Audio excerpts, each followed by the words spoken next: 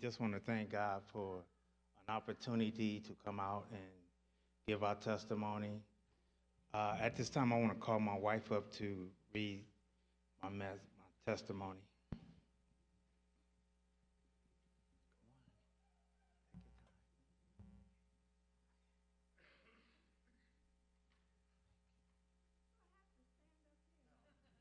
No, no.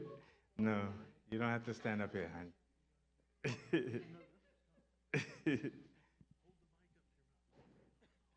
I saw you do that.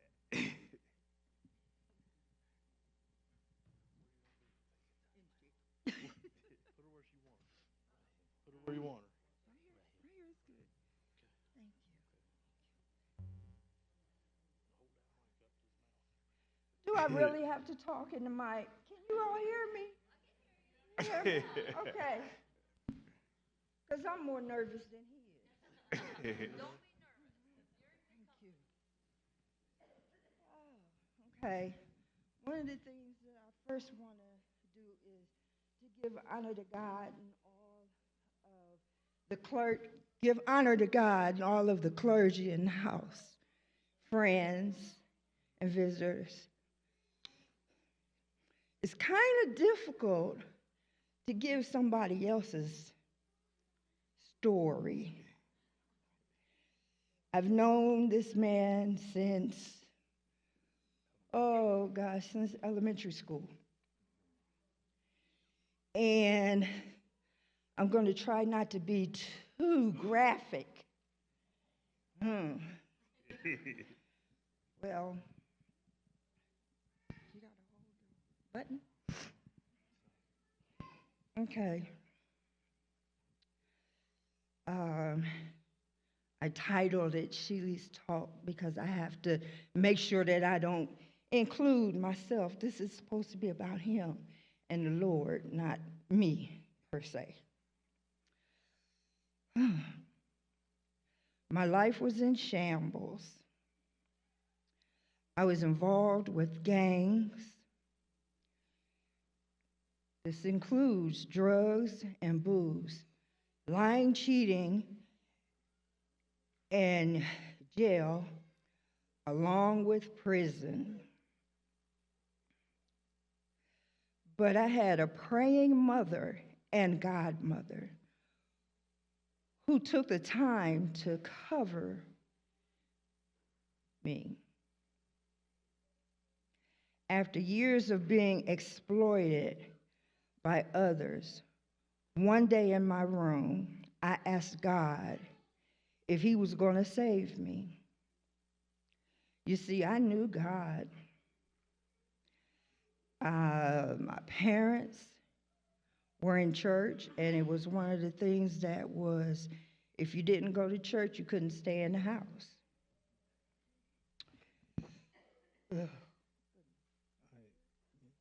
I want to thank my wife for that because, like she said, I was kind of nervous because I haven't spoke my testimony over some years, but I thank God for how He brought me out. I like when I was in the gangs and stuff. I thought that was the life. Living in a gang, living in the streets, you feel like that's the life. You feel like that's no other life. But you look around and say, God, there's got to be something better. And I kept going like, oh, it ain't nothing better. It ain't not gonna get better. It's gonna get worse. So my mother, before she passed, she told me, she said, son, God got you. I said, Mom, God don't want me. Mama, I'm a gang member. He don't want me. He probably looking at me like, I don't know. And I kept saying, Mom, what is God gonna do with me? What do he want with a person like me, Mom? I like guns, I like to shoot, I like to sell dope, I like to fight. So what is he gonna do with me? And she looked at me, she said, you can be a soldier for Christ. How can I be a soldier for Christ, Mom? When I'm out here fighting, When I'm out here doing everything that I big enough to do, going to prison, getting locked up. How can I be a soldier for Christ? So I went into the military and I played ball, I lifted weights, I just did me. And one day I told my godmother after my mom passed, I said, Mom, I'm gonna leave Columbus one day. All of them kept looking at me, no, you ain't going nowhere. You ain't going nowhere. You're gonna be right here. You're gonna still be on them blocks and everything. I said, no, I'm gonna leave one day. I couldn't believe it myself. The military called me and said, Sheely, we got a program, and we think that you will be a part of this program because you need to change your life. And I kept saying, well, y'all keep saying that, but it ain't happening. So what's going on? And I kept going. And I looked up, and I just kept crying. I said, Lord, one day, would you save a trouble-minded child like me? And I just kept doing what I wanted to do. I kept serving dope. I kept fighting. I kept getting in trouble. And the judge told me, he said, look, we're going to give you 12 years in the penitentiary. I said, so what? That ain't going to, that ain't going to hurt me. I'm tough. He said, oh, you tough, huh? Okay. He said, after that 12 years, we're going to send you to a 90 days program. And if you mess up, you're going to do all 12 years in the penitentiary. That's mean you're going to come back in front of me. And I'm going to add some more onto it. And I'm sitting there like, this judge is kidding. He telling me all this, and he letting me know what he's going to do. And I'm sitting in my head saying, I can do this on my head. I can do this. This don't scare me. And everybody just kept talking to me like, Sheely, you need to get it together. You really need to get it together. God got his hands on you. Why don't you let God use you? You spoke for God at the age of 16. You carried his word at the age of 16. You used to get into church and play church. You used to be a little minister. You used to call out God's name all day, every day. Now look at you. And I'm sitting there like, that was then. That was a child move. He said, look, God can use you as a child. I'm like, God can't use me. I'm trouble. I'm always in trouble. School, I was in trouble. I got in fights. I got in gun shootouts. I was like, man, that's the life. But come to find out, God had a better life for me than I had for myself. I told my godmother again, I said, look, I'm getting ready to leave Columbus. And when I leave Columbus, I'm not coming back. I said, I don't know what's going on, but I just can't sleep. And I believe at that time, God was working with me.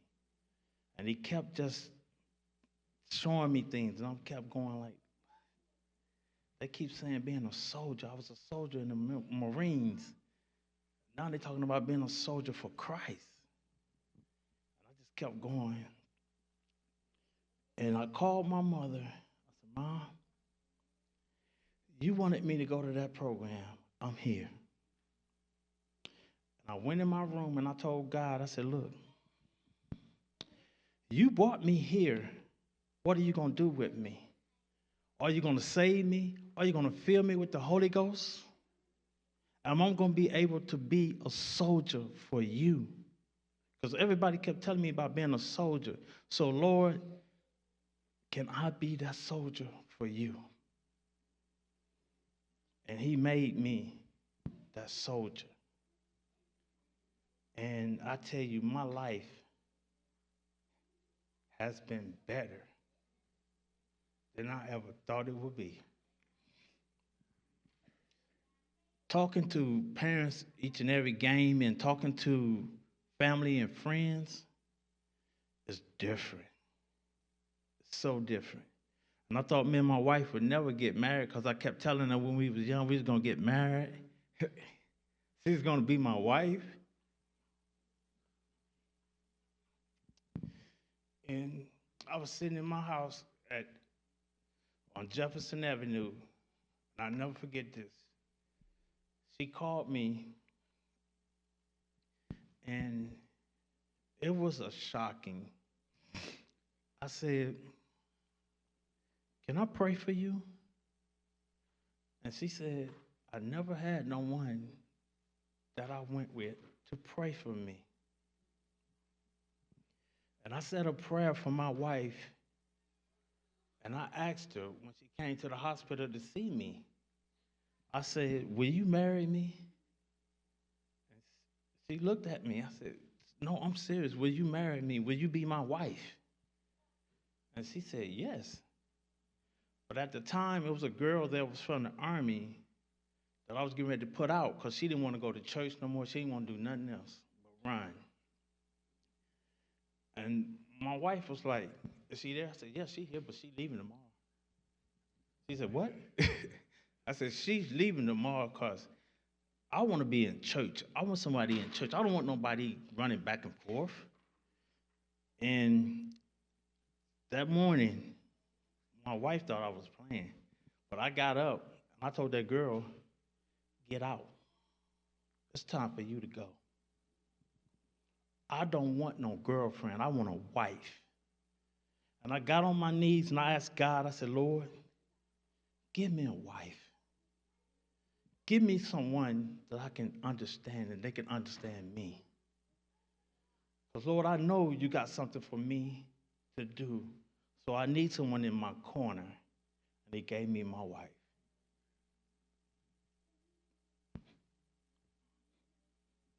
You know, and I just want to thank Him for all my parents that gave me trust to coach their kids and to be with their kids on the field. And they give me a chance to sit down with them and talk with them.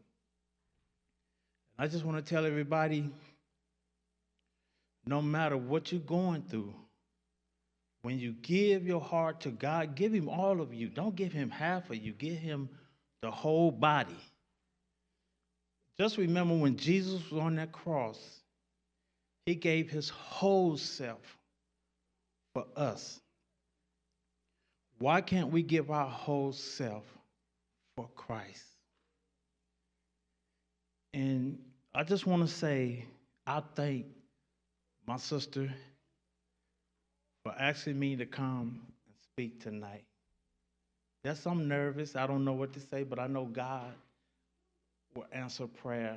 And if you open your mouth, God will speak. So I just want to say, God have a plan for all of us. We just got to be obedient.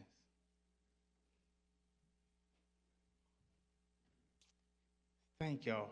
God bless.